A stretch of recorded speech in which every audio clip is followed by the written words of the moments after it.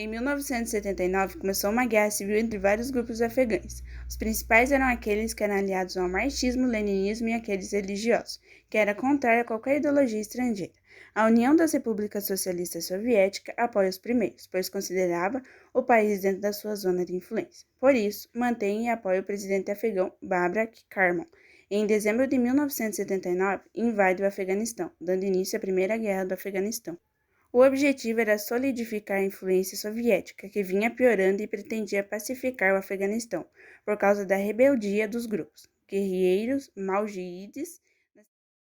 Os Estados Unidos, por sua vez, tomou partido da guerra e passaram a auxiliar economicamente a oposição.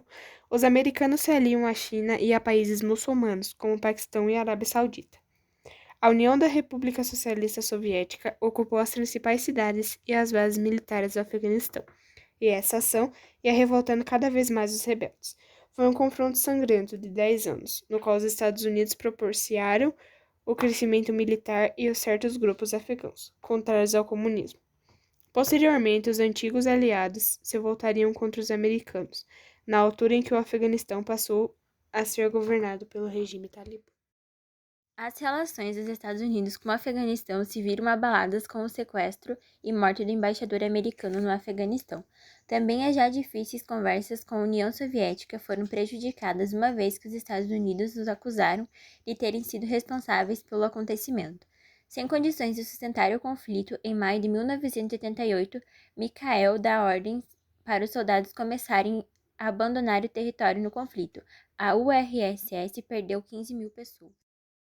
A guerra civil se consolidou depois da derrota do PDPA em 1992. Com a saída dos soviéticos, o PDPA prosseguiu na luta contra o Mujahideen, mas em 1992 foi derrotado e um novo governo foi formado.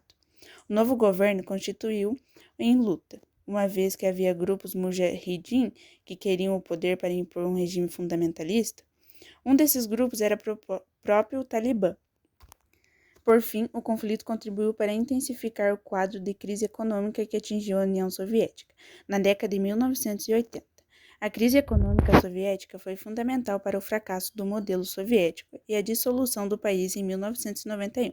Estima-se que até 1,5 milhão de afegãos possam ter morrido nesse conflito.